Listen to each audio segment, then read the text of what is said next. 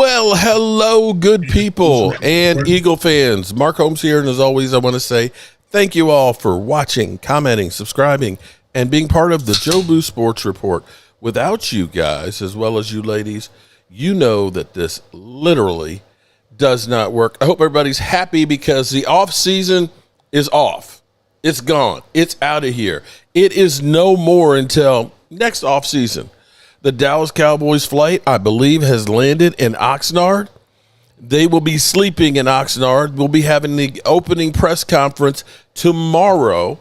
And I don't know how else you could be but happy, unless you're a Lion fan, that literally lost one of their defensive linemen to an ACL for the year. It's starting off, this is the part about training camp that you hate, when you start losing people left and right, regardless of what Momo has to say, right? Now, if you've been with us, you've seen the bus. The whim of a madman.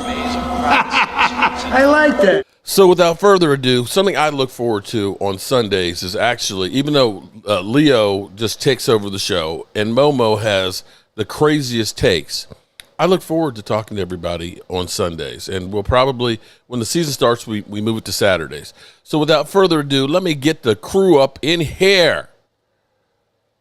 What's up, good people? We got Jeff Lee in the house, who's the leader in the clubhouse right now. We got Jimbo. We got Philadelphia.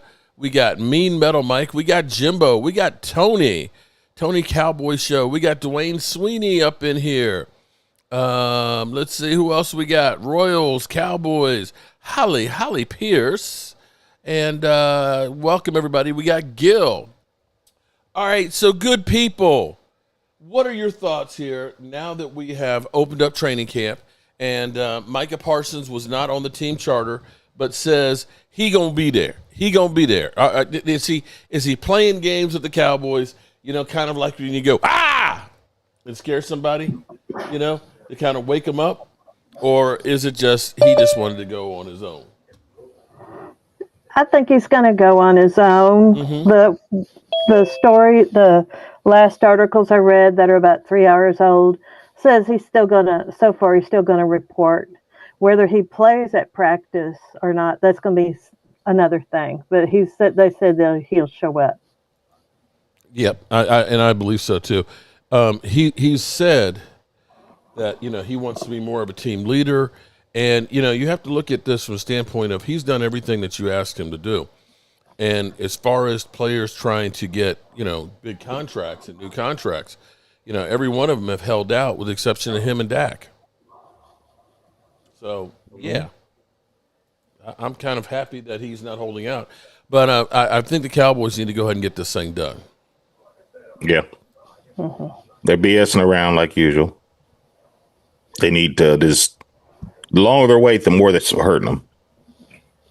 Because it gives him more his agents more of an opportunity to say, okay, well, this guy just got this paid this much, so now you have to do it. So it's needs to get done. Procrastination never helped anybody. Well, yes and no, because you think about it now. We waited till the very last moment to get CeeDee Lamb. CeeDee Lamb now is at 34. And right now, you're sitting there looking and saying we're at 40 3/4 for wide receivers. So, did it really hurt the Cowboys that much? We've got the triggers that we can kick it off, kick next year again, so on. And, we're sitting here with $32 million. Are we making more out of something that really isn't a big deal because Micah is there? I mean, he'll get signed. There's no doubt about that. I just think that like I was saying earlier, for them having a new defensive coordinator, a new coaching staff, he needs to be involved day one. I agree. So there shouldn't be any setbacks for that.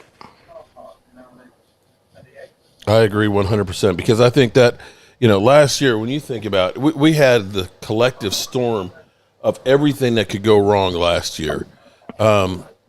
You think about Dak Prescott had that soft cast on when he was, on the boat ride. You think that CeeDee Lamb's holding out. You remember that Brandon Cooks had the infection in his knee, so he wasn't there. And you got a rookie left tackle or rookie center and Zach Martin, who is not anywhere close to where he normally was. So you kind of looked at that, and it was kind of like we had everything that possibly could make training camp irrelevant because you didn't have the whole team there to actually work out together. Yeah, this is going to be one of those years, especially for Dak. He's going, he's the leader now. I mean, he's been the leader, but now he really needs to show he's the leader and be more vocal to the team when they're not performing. Yeah, amen on that one. We got Miss Gibson in the house. We got Stacy White in the house and Lady Libra. Appreciate everybody being here and being part of the show. Yeah, I agree 100%. Now, Momo's awful quiet over there. Now, Momo, I'm going to tell you, man, you are bad luck. It was bright and sunny out yesterday.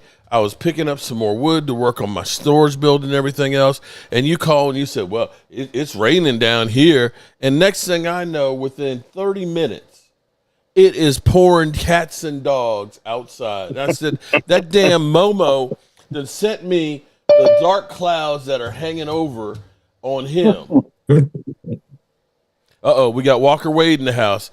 Which Walker Wade do we have showing up today? I'm afraid to ask which one it is.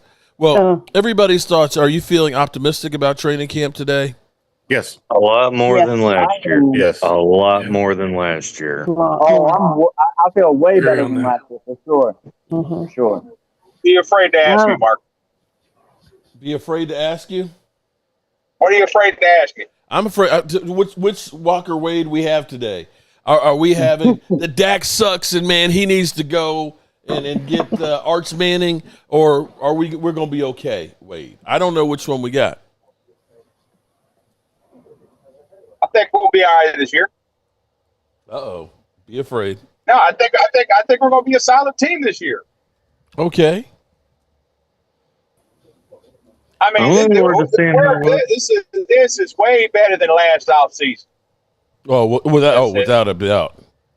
I mean, but they're still bad at contracts. That ain't changed. That ain't changed at all. This is what Jones has been the same since the Emmitt Smith deal in '93. I mean, they've been doing bad contracts since the '90s. It doesn't make any sense to me because you sit here and you think about the Cowboys charge the players monthly to eat at the facilities, whether they eat there or not. They count how many towels they have, right? They are, making sure that they don't waste any money. Why the hell do they not do the same thing and see how much money they waste in these contracts? Yeah. They waste a lot of money in the contract. But not only that, Mark, they also don't sign players that deserve the contracts like Emmitt Smith. You didn't give Emmitt Smith a contract, Jerry. Like, really? I mean, you're dragging ass on that shit, and we just won a Super Bowl. Well, Zach Martin had to hold in twice. Yep. 0-2 until they signed Emmett, came back, and look what happened. Yeah, luckily we were able to sign. Go get us a DT.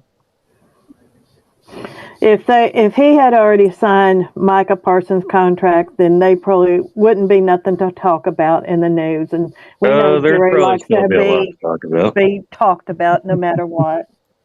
Well, my thing is, I thought that they already pretty much had all of the deal done, other than the signing of it. I thought we were hearing that this deal was pretty much wrapped up. They just were waiting to sign it. Well, that may be the case, and that Jerry Jones is doing a Jerry Jones thing, of course, trying to milk it as much as possible. I mean, I would rather be in our position than say Momo's position right now with Scary Terry. Yeah. It's getting kind of. I think it's getting kind of ugly right now. Am I wrong with that, Momo? Here's the thing about contracts, and everybody will make a big thing about the Cowboys contracts.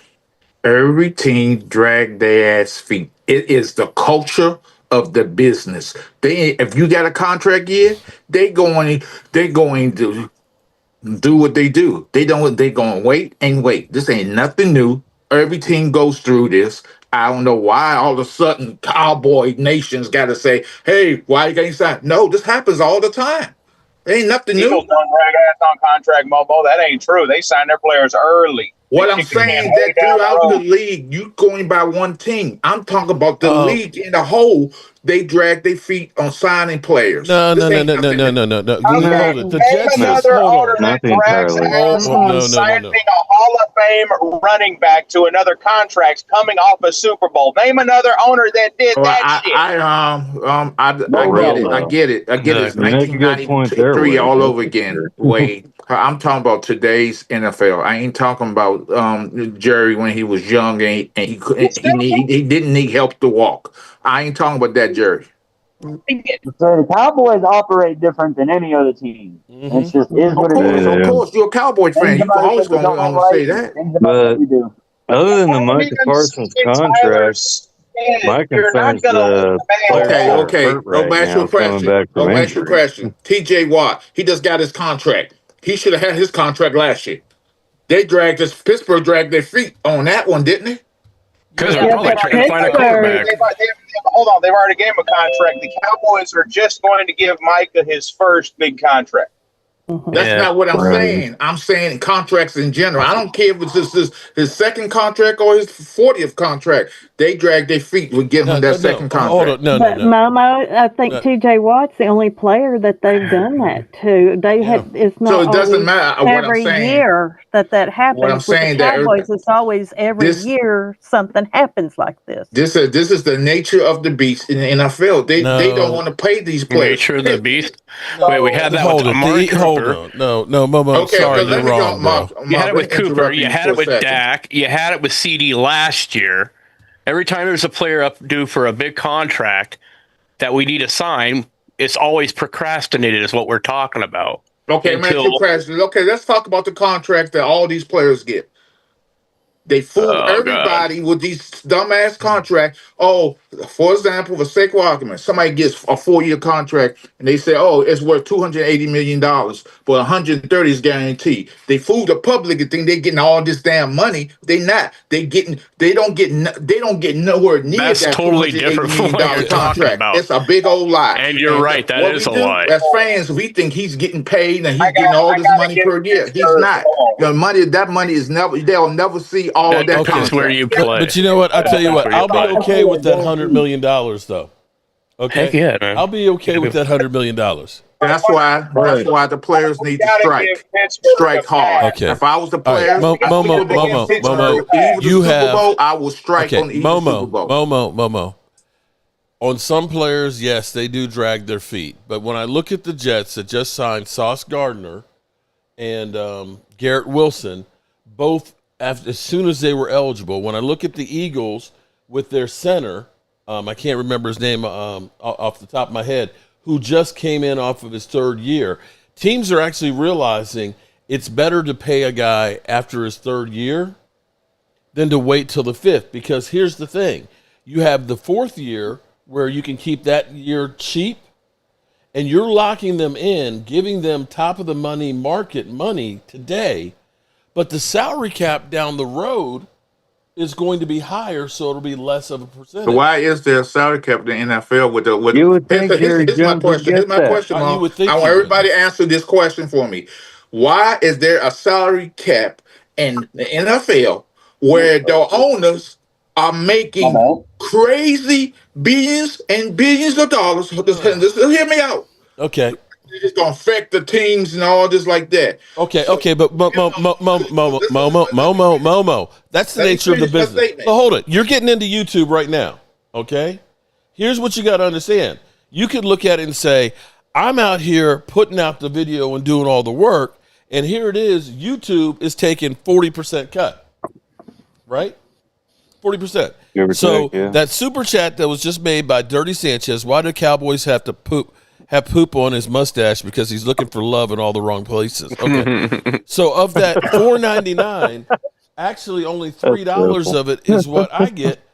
YouTube is taking a $2 cut on it. And you can say, well, what did they do to take that? Well, they have the platform that without the platform, I couldn't make anything. So the NFL owners are the ones that have the state. Oh, wait, Momo, hold on. The owners are the ones that started the business.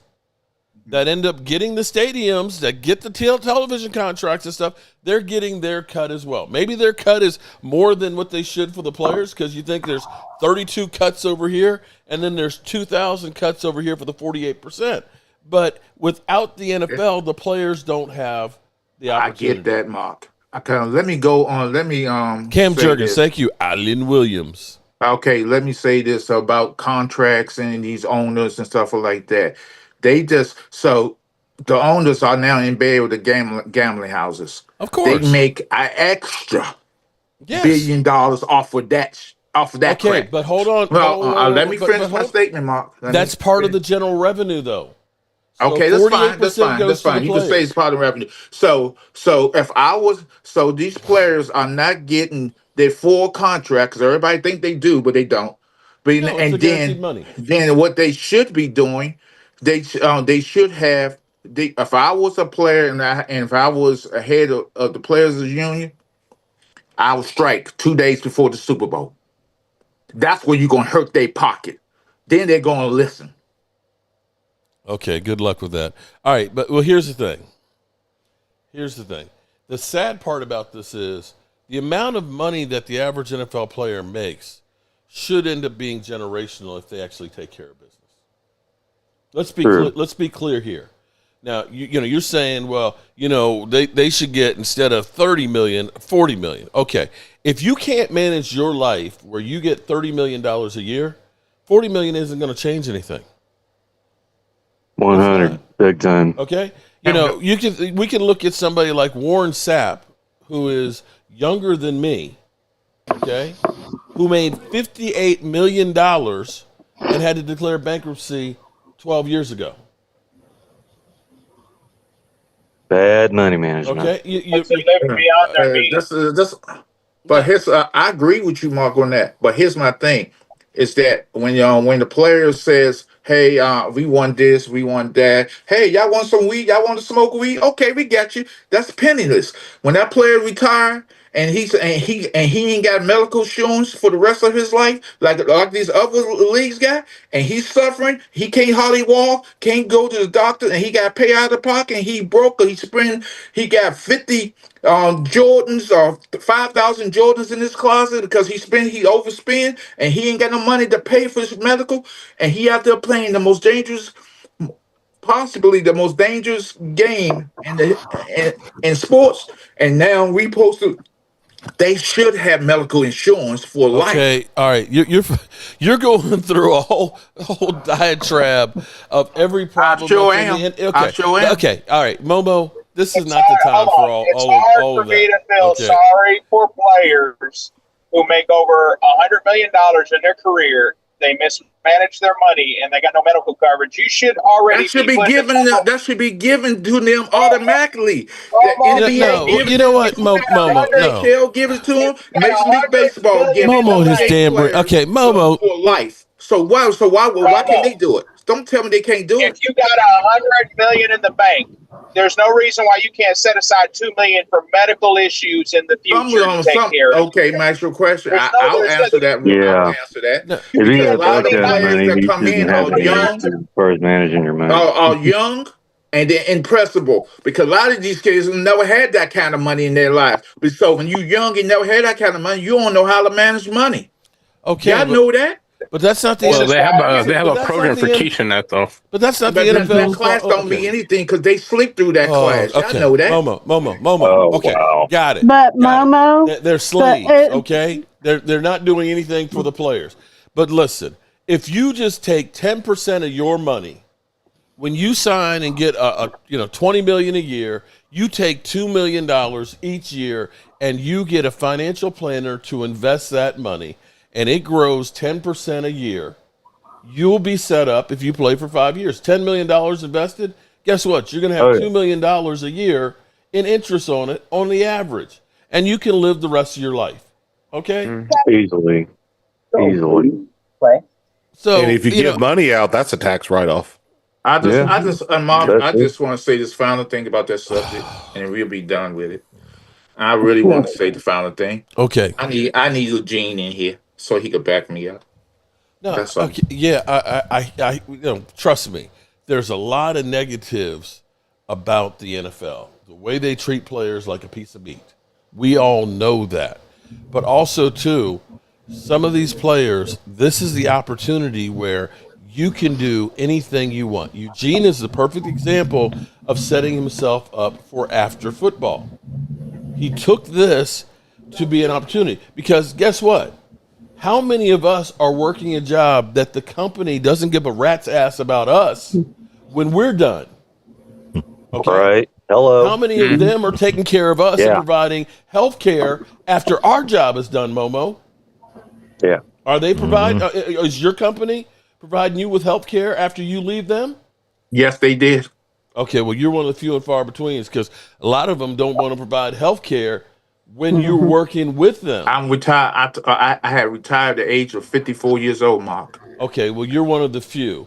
Because the company I worked for, the tech company I worked for over 25 plus years took care of me. Okay, well, you were fortunate that you had one, but I can guarantee you that everybody else that's up in here, that at least 80% of them didn't get that. And if they can move on and get past you, no problem. It's cutthroat everywhere. I have several friends that one of them worked for a company, I can't remember which one it was, but they refused her to give her over 38 hours. And the reason was they didn't want to pay her health insurance. Yeah. That sounds about right. They did. That's the problem I got with my job. So hold on, and here's another thing, Momo. These guys are professional NFL players. They work out all the time. They stay in shape. They have to invest in their bodies by taking care of themselves. It makes zero sense if you're an NFL player and you're not investing in your body to keep your career going or even after your career. Right. It makes zero sense.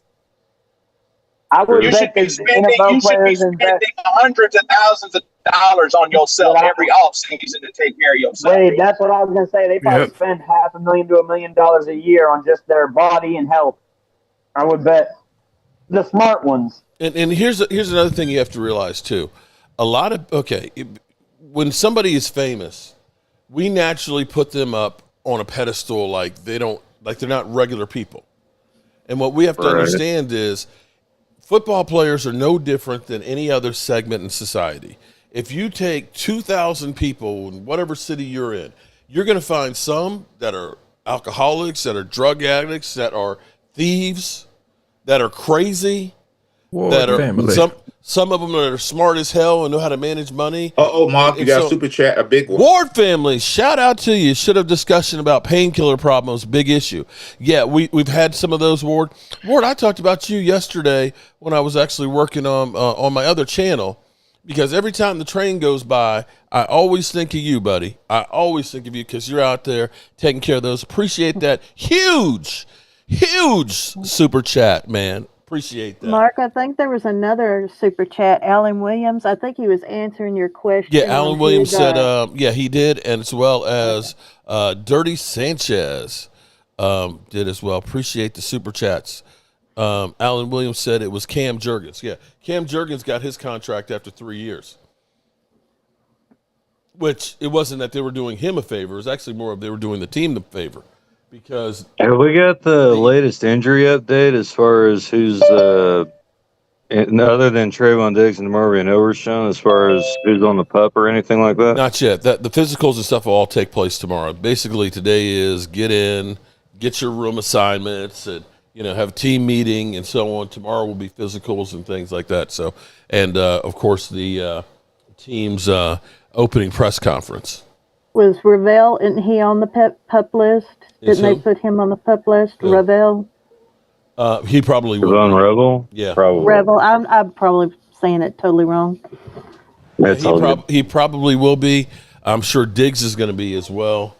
Basically they're saying with Diggs, they probably won't know till mid-August where he's going to be as far as being able to start. So I'd imagine that he's going to end up being on the PUP list as well.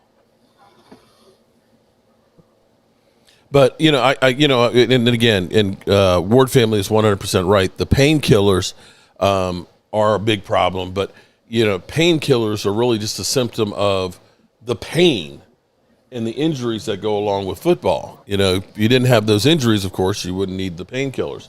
The reality is what they are doing is not human to their bodies. And the things that they have to do to stay on the field are just unbelievable. And having to take all the medication, the drugs, the work, and everything else. Mhm. You know, you think about if you broke your thumb in 3 places, how long are you going to be out from your job? Hey, yeah, Mark. By the way, it's another player who didn't even report to training camp. And he holding out for training camp. The Cincinnati Bengals defensive end Trey Hendrickson, Shamar Stewart. He's not even at camp. He won't report to camp till his contract is done. Well, so like I said, this is an ongoing thing with the player. Michael is the big name, but you got other players don't have the bigger name like Micah. Here's the thing about, but see, again, to your point, and I didn't mean to get into all of the, you know, the ins and outs of the rules for the NFL players and things like that. But see, when the NFL did the collective bargaining agreement, they put in what some people call the Zeke rule. Okay. And basically, you notice how you don't have holdouts going into the season. And the reason being is they made that so if you hold out, the money that the fines are not retroactive. The team can't just forgive them unless this is your first contract addition. So the Cowboys were able to forgive CeeDee Lamb's holdout because this was him going to get his next contract. What's up, Randy McIntyre?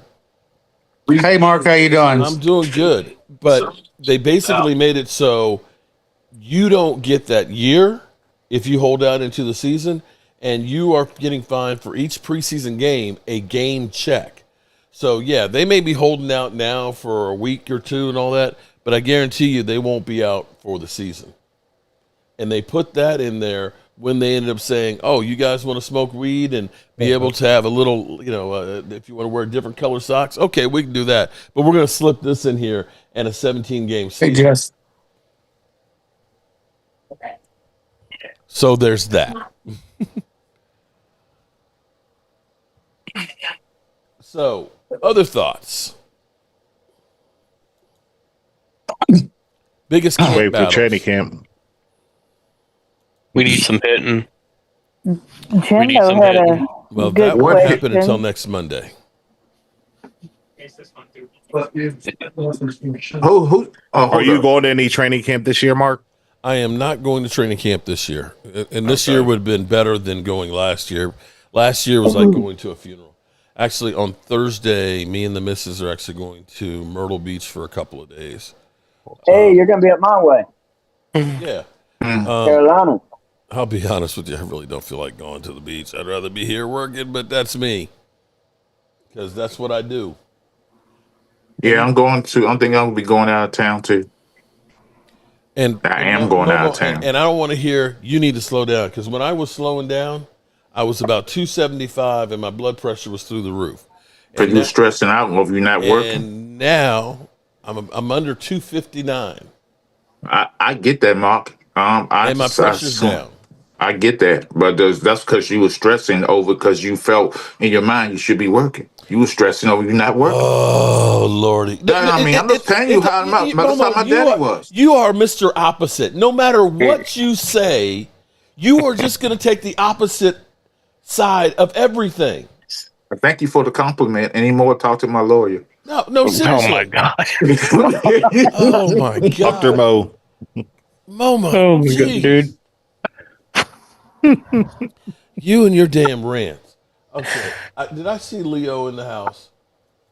Hey, Derek, we need to link up because I got some stuff over here in Greenville that's funny. It's funny, and I got some tape. I'm gonna send you what happened to somebody what somebody did in here. Went to the store and got arrested. It was still a Band-Aid. That was so funny. You sure? You want a Band-Aid? One Band-Aid? Oh my God. You've seen enough weird stuff already. Yeah, I've seen enough over there, so it really don't surprise me. You saying the Band-Aid, it really don't. The stuff I've seen, it really don't surprise me Derek, did you at see the all. one where the two women were fighting over cutting in the drive-through at Taco Bell? Yeah. Oh my goodness, it was pretty good. Hey Mark, Jimbo got it raining. I guess I'm doing all this rain and thunder, and this dark clouds are coming everywhere now.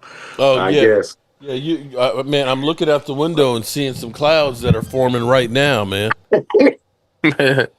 Oh, Mark, I was keep your going to cloudy say, I sides over wanted there. so bad to send you a GIF with the Pink Panther and the dark. Remember the one where the dark cloud was following him? I Yes. wanted to put Momo's face on the dark cloud and yours with the Pink Panther, and I couldn't do it. That's 100% right. Hey, guess what? Guess what, Mark?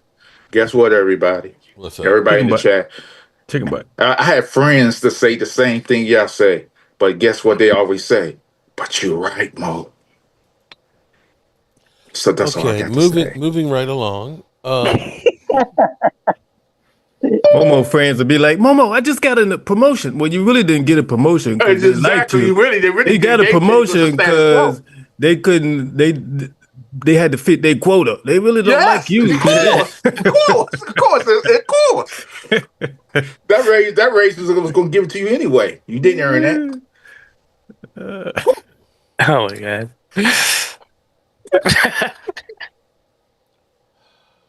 Oh boy. Why do y'all let this man take y'all down on rabbit holes? Why do y'all like every week he takes you down a different rabbit hole? Here comes the like next why? hole. Hi, Leo. Hey, Allie, what's happening? What's up, Leo. everybody? How y'all doing? Hey, Leo.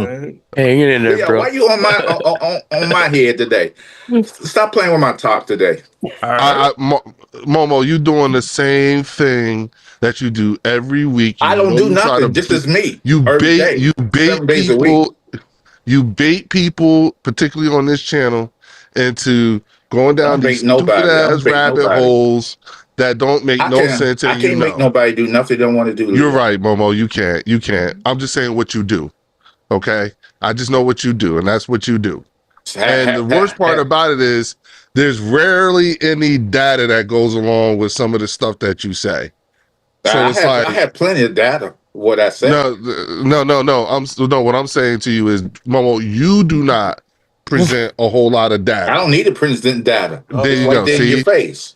Yep, you're right. You're right, Momo. You're right. Just make shit up. Okay, got it. Yeah. Okay. I don't make shit up. I just tell the truth. No, you do. Yep, you do. Momo, where the hell? So what's up, Mark? How you doing, man? Oh Lordy, here we go. And here's another one. Sending me Instagrams of your team getting their freaking rings. I don't give a rat's ass about that. But those rings are nice though, aren't they? No, they're not. It kind of reminds me of like something you get on Inspector Gadget. It's got the little button you push and the wings come out. What is it? What is it? What's the stuff we used to get with the Cracker Jack box? I mean, I'd wear like a necklace or something, but a ring, I don't think I'd want to have a ring like that. One of the interesting things, and I wish Game Time was here, he could tell you, living in Market, the one thing we don't get a whole lot of, and part of it is his personality, is we get rare insights into the way Jalen Hurts really thinks. You know what I'm saying? And I just want to point out, in that ring ceremony and everything like that, I don't think he put that ring on one time. There's no pictures, no videos of him. Every picture you see him with the ring is he's holding it. Someone else has their ring on, and he's in the picture, but it's in the box. Mm-hmm. And from what I've been told, it's like he don't want to touch it. You know what I'm saying? So, I point that out to give some kind of color into like, oh wow, so that gives us another little tidbit into how this dude must really be thinking. Because in order to understand, or in order to get some sort of insight into how Jalen Hurts thinks, it's little stories like this that come out to give us just some sort of a little bit. You know what I'm saying? Last year, someone sat behind him and took a picture of his lock screen, and he didn't even know it, and he was upset that that picture came out. And Market, a really reserved person for sure. yeah. Well, you know what though, You never hear much about Jalen at all. Nah, I think there was some early in his career. There was some circumstances, particularly here in Market, because they crucified him for like there was some people, the fact that he still called his father Coach Hurts, right? That rubbed some people wrong. You know what I'm saying? And they went in on him radio wise, you know what I'm saying? But then come to find out what he was saying, he said he still calls his father dad. It was just that in that particular interview, the conversation was about football. So when the conversation is about football, in the context of the conversation, he's Coach Hurts. So that's how he was talking. And then they had a problem with in Market here, and it's getting pretty bad, particularly with 94 WIP here in here, because they don't even like the fact that like they're investigating and find out that there's like a effort to keep him to just trash him. I mean, it's bad. They don't like the fact in the beginning. They ain't like the fact that he said yes ma'am, no ma'am, yes sir, no sir. Until they found out he was raised in Texas, and that's how people in Texas talk to their elders and their parents and stuff like that. So when all that stuff started coming about and everything like that, he really started shutting down. And I honestly think that first Super Bowl that he lost, I think that was the thing that really changed him. I don't think he's, and he said it. And at the night before they played the last Super Bowl, like that changed his soul, and he ain't been right since.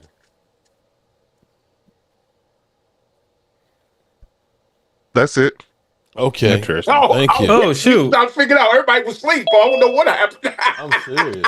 No, he's listening. He's just listening. I mean, I'm sorry, I drifted off.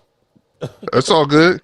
I was doing my taxes. I thought I had time to do my taxes. But so your team shows up what on Tuesday?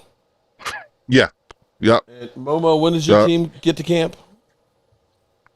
It's the same day. I think it's Tuesday. And they old as hell too. Ward family, Jalen is embarrassed because the ring looks like it came from Toys R Us. Oh man, damn! But you know what though, he got it. So, Mark, then Ward family spent some money on you, bro. Shout out to Ward family. He's good people. Yeah. He came to unlike you, he came to my house to watch a game. Yeah. And he had to come all the way from Arizona. This year. Okay. From Arizona. So what I'm saying is you ain't shit. Okay. I actually, this year it's going to be me and Eugene coming over. Yeah, I hear you talking. Yeah. Okay. Yeah. I hear you. I'd say there's probably a better chance that Eugene shows up than you. Well, you guys don't live very far from one another. Yeah, okay, right. See, you're already making the excuse. Well, Eugene's kind of close to you. Mark, no. I told you that when I first met you.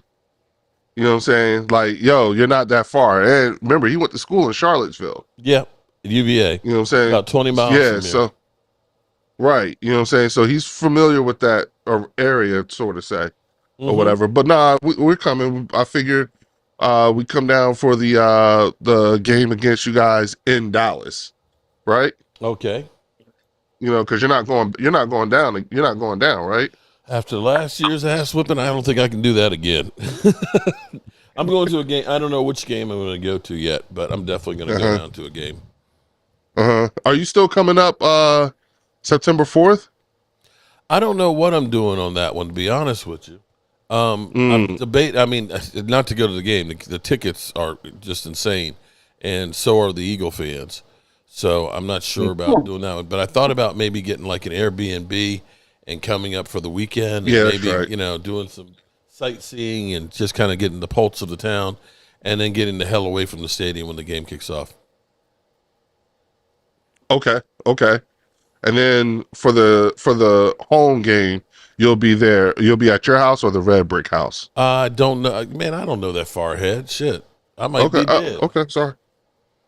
Okay, whichever way, let me know. We're there. But whichever way works out better, then we can do it either way. Mm. All right, so we'll be in. We'll be in. You know what I'm saying? I'm looking forward to coming and hang out, whichever way we hang out or whatever. Okay. You know, but I will say this, you know, and I'm just, you know, realizing I didn't know that Washington was the oldest team in the league. I had no idea. I just found that out. Yeah, they've got the oldest roster in the league now. Well, Linda. That's possible. Dang, that's super chat. Yeah. It's a trend mark. Yeah. It's a trend mark. Linda and Barris, they showed last Dallas ring against the Eagles ring with wings. It put Dallas ring to shame. Damn, Linda. Yeah, I tell you what, you Eagle fans are feeling it right now. But y'all deserve it. I ain't gonna lie. Shout out to you, Linda. Appreciate the super chat and Ward family, as well as Alan Williams and Dirty Sanchez. Man, keep it up. Keep it up. Hell, we keep this up, I might be able to get that ticket to the game. You know what kind of ticks me off there, though, Leo? Is frickin' Dan Saleo. Dan who? Dan, sorry. Dan Isn't he coming? So which one, the Cowboy one or the Eagle here's one? where it's kind of crazy. I flew across the country because he said, I'll come down for training camp, right? And he didn't show. He said that he would show up to Dallas for the Dallas Eagles game. And even though the Cowboys sucked, I still showed up. He wasn't there. And now the company, I can't remember which sponsor he has, they have him flying him all the way over to the Eagles game, getting a luxury suite and everything else.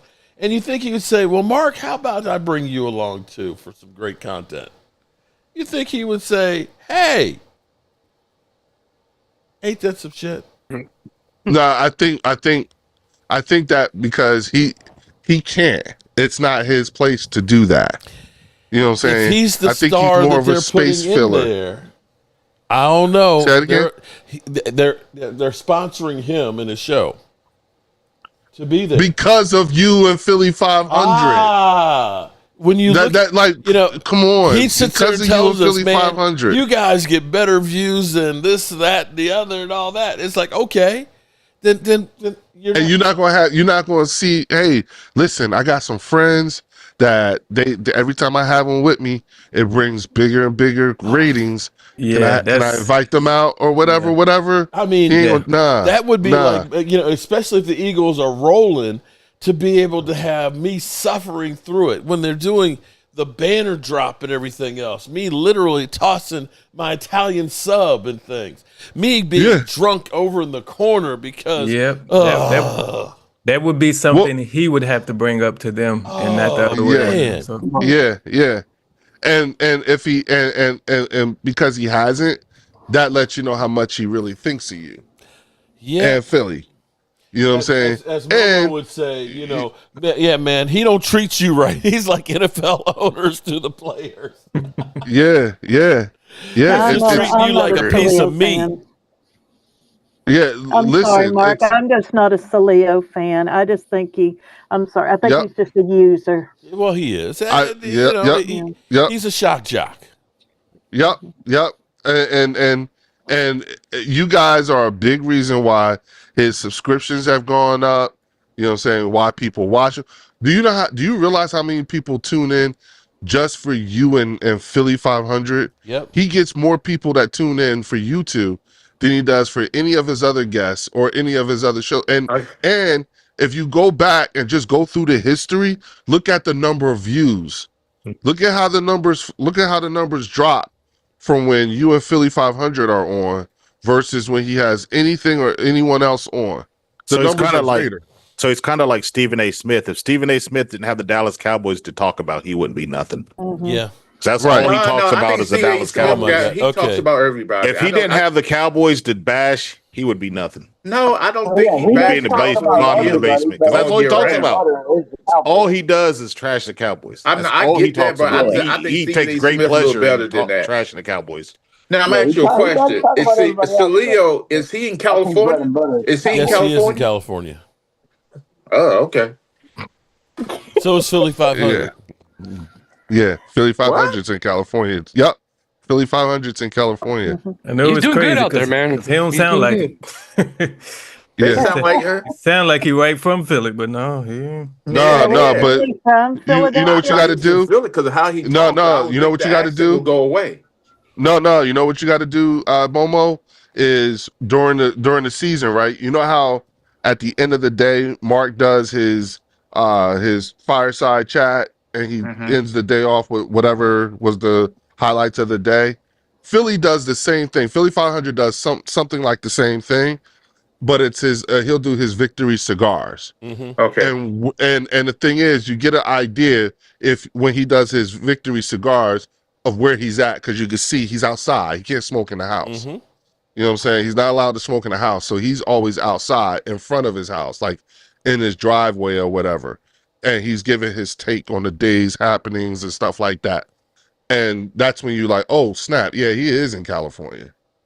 That's what you just and if you want, Momo, just go back like on his page and then like go back and look at some of his older live videos and you'll see it's when he does his victory cigars. So are both of them from Philadelphia or one point New Jersey, New York, or whatever?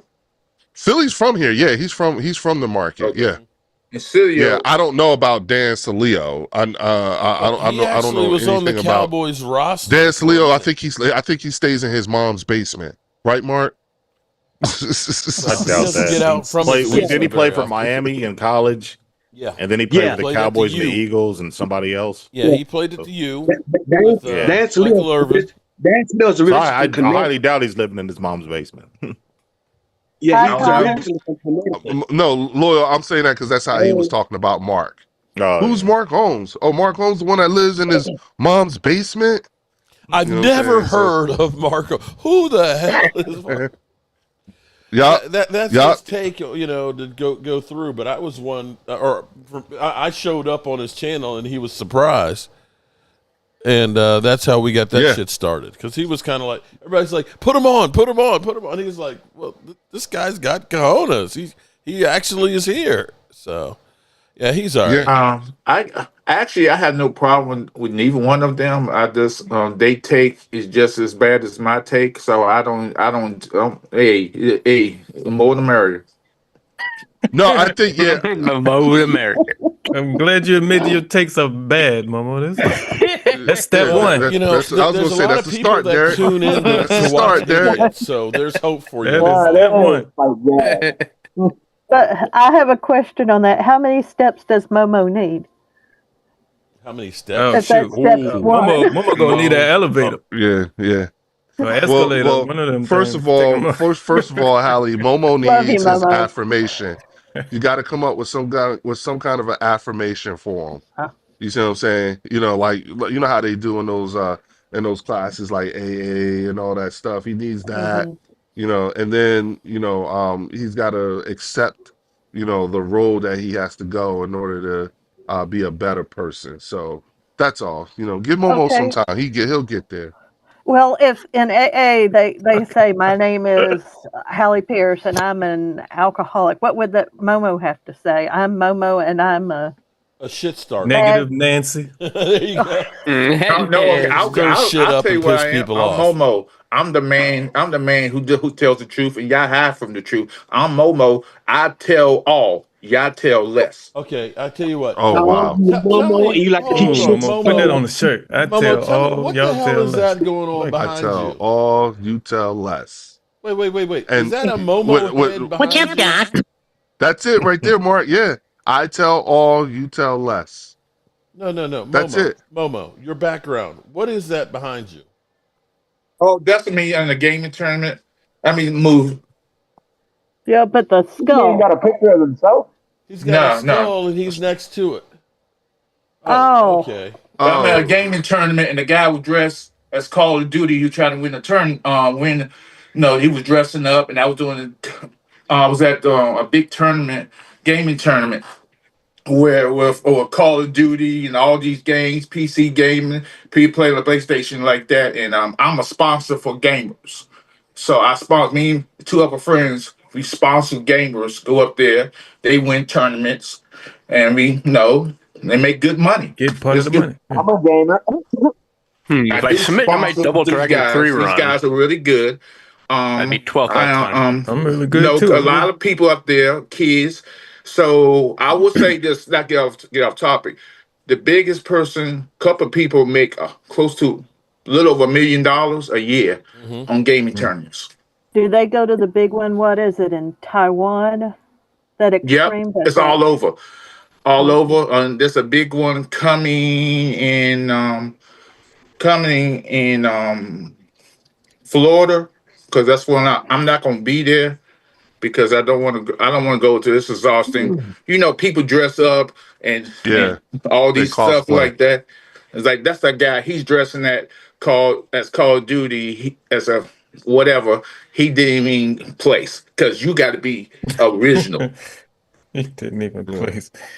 So one of the interesting things that we're figuring out this year, Momo, is that my company's signature brand, which is House of Kush, we actually sponsored the Free to Green tournament, and we're actually going to be doing another one this time in Kansas City in late October. I believe it's the weekend that they had the Monday night game. And that's normally around the time where, and it's actually, this time it's actually going to be a Call of Duty tournament because that's normally around the time, late October, November is when they come out with the new edition of Call of Duty. But we have Epic Games. We got Epics. We have Epic Games, which is in Raleigh, North Carolina. Microsoft, which they don't make games anymore. We have a bunch of companies who are invited to come out that's awesome, for a private meet and greet with a couple of our business partners, but also we have it's looking like we may end up having the Kansas City Chiefs Alumni Association there too. It's like Madden and all this other stuff like that, and every game, like the moment you change, like we've done different tournaments. The first one was Tekken, and that was at OS NYC in New York, and we ended up having the number 4 Tekken rated Tekken player in the world come out and compete. But the interesting thing now is like we see how these pots are growing. And we also see how like this whole circuit of gaming. Shout out to our leader in the club. Globally, y'all, gaming did $300 billion last business here. Yeah. This is something fine, but okay. I feel training camps open up, and how are we talking gaming? I just want to say this about training camp for me. Yeah, and the guy that does the gaming ain't talking. Ain't that but a bitch? If I submitted my run for Double Dragon 3, I'd be right now in 12th place. In the world record in the world, according to Rom thing. But, I'm a little. Yeah, I'm the only one, who's like still trying to figure this out because it turns out the moment you change the game, that's a whole different world. That's a whole different group of people. That's a whole different fan base, an entirely different, world. And like we went from Tekken to I forget what the other one was, the last one, but each one they're changing, and every time they do that, it's a whole nother push to get a different type of fan base. And the thing about it is that the difference is that we're mixing cannabis with these gaming tournaments too. So that's the thing, that's how we got involved. Because I was high. So now we're mixing cannabis and gaming talk. Okay, how about some football? Okay, training camps are open. Off season is over, and we're talking about gaming. Where was the gaming a couple of weeks ago when there was no football? We got training camp. There is no training camp at the moment. The Lions lost one of their outstanding defensive tackles for the season. Yep, ACL. Yep, ACL surgery. Okay, we got the Commanders with Scary Terry holding out. Now we've got Cincinnati with you just said Stewart is holding out along with Henderson. Come on, man. Jamar Stewart, Yeah, and we're sitting here talking about gaming tournaments and shit and getting high. Is that the Bengals rookie first round pick? Yeah, he's a first round pick. He still ain't signed. He won't sign. He won't sign. He wants more. Didn't they do like their second round pick got like something that was like Washington not used to? The Bengals second round pick got a I think it's their second round pick. He got. I know Washington second round, but the cornerback he hasn't signed neither. His guaranteed money go to the fourth year or something. I'm just glad Noah he's Fant has signed. been released, guys. Who? What? Tight end Noah Fant's been released by the Seattle Seahawks. Wow. Noah Fant is out there. Cowboys better pick him freed up. Better pick him up, Cowboys. $8.9 million in salary cap. Noah Fant. That's why I wanted Orange Jackson from the second to be drafted by us, but oh well. So I'm Maybe he's actually only a question. I'm 27. confused when you think when they release a person like that, is disgruntled or this is a personal? Is it a Salary cap? contract? Or it could be anything. It could be salary cap. No, I mean, they said cap seven. removed. they saved almost $9 million setting them go. And you might have a young person, you say, like, here's the reality of the NFL is they're always looking to replace you with somebody cheaper. True. We had when I had Demario Davis at my house, we had Ainsley Battles who played for Jacksonville and for the Steelers. And he said, everybody wants to be an NFL player, but the reality is, it's great if you're Peyton Manning and stuff. But for the average player, he said, we had this guy who was cut and brought back 8 times in one season. Okay. And he said, it got so frequent that they forgot to tell him one time. He said, dude shows up, he sits down in his locker, he puts on his shoes, and it's like, my shoes don't fit. And dude walks over, it's like, dude, you're sitting in my locker, and he looks up, and it's got somebody else's name on it. And so you have this dynamic that, you're always being replaced. And so if we can find somebody who's cheaper and we can save salary money, you can best believe they're going to cut him. There's a couple of players, linebacker, God damn, he had the spinal fuse. Damone Clark. Yeah. Who, if the Cowboys move on from him, they'll save $3.5 million. And it looks like there's really not a spot for him on the roster. So that's a guy you look at and say, okay, we can move on and save some cash because we've drafted some guys. Holly. Yeah, my daughter ran into something. I'm going to have to go. I got to get dinner started. Okay. Okay, Hallie. Good talking to you. Love you. Nice talking to everybody. Appreciate Love you. you guys. All right, Mama. Bye. Bye, everybody. All right, bye-bye. Mark, you talking about Damone Clark? Yeah, Damone Clark, if they end up moving on from him, you're talking about $3.5 million in cap savings. Just by releasing him. So, teams are looking at these things and saying, well, we can go ahead and get rid of Noah Fant. We might have somebody else who's young and up and coming, who's cheap, and we can use that money to try and bring in another veteran. So this is where that third wave of free agency is going to start, as teams start releasing these players. Mark, what player you was talking about got a torn ACL for Detroit? Shit, I can't pronounce his last name. Shit. Everybody got torn anything on Detroit. It's a lot of people coming off an injury after last year, Thomas, if you think about it, right? I know. Which It's Detroit Lions player just tore their ACL and Levi. out for the season? Was Zurich? The defensive Levi end. Onwuzurike is out for the There you season go. after tearing his ACL. It's Yeah. a tough break for him in the Lions. Levi, I can't pronounce it, even though this thing just said it. Yeah, she just said it, but I Levi E. Levi, thank you, Lord. Gracious. Yeah. So he I'll tore his Google it ACL. He said, I do have a question, Mark. And maybe you can answer this. So I know it's the flag football championship, I think was today. What does have to do with the NFL? NFL sponsoring that? okay. The NFL, Here's where the NFL. they got players on there? Well, Do hold they on. have players from the NFL on there? You ask a question and then you don't let We'll anybody answer it. Here's what they're doing, and I'll give you a great example of it. The NFL recognizes we need to create the next generation. Okay? So, like my niece, who's, I think she's about 14 years old, and she's like an Instagram, girly girl, right? She's playing flag football. And she says, Uncle Mark, can you sponsor me? I need some gloves, I need some cleats and everything else. And so by sponsoring NFL flag football, you're now creating fans for the future. You understand? So somebody who had no interest in football, well, she's excited to play flag football with her friends, in which case she'll probably start watching. So, yes. Do you know on the name of the Cowboys flag football team? Oh, no. No, I knew you was going there, Momo. They said the Cowboys beat the Eagles 7-0. It was like California Cowboys. Yeah, but you know the name of the team, don't you? I don't. Bad Rabbits. Bad Rabbits? Okay. Bad Rabbits.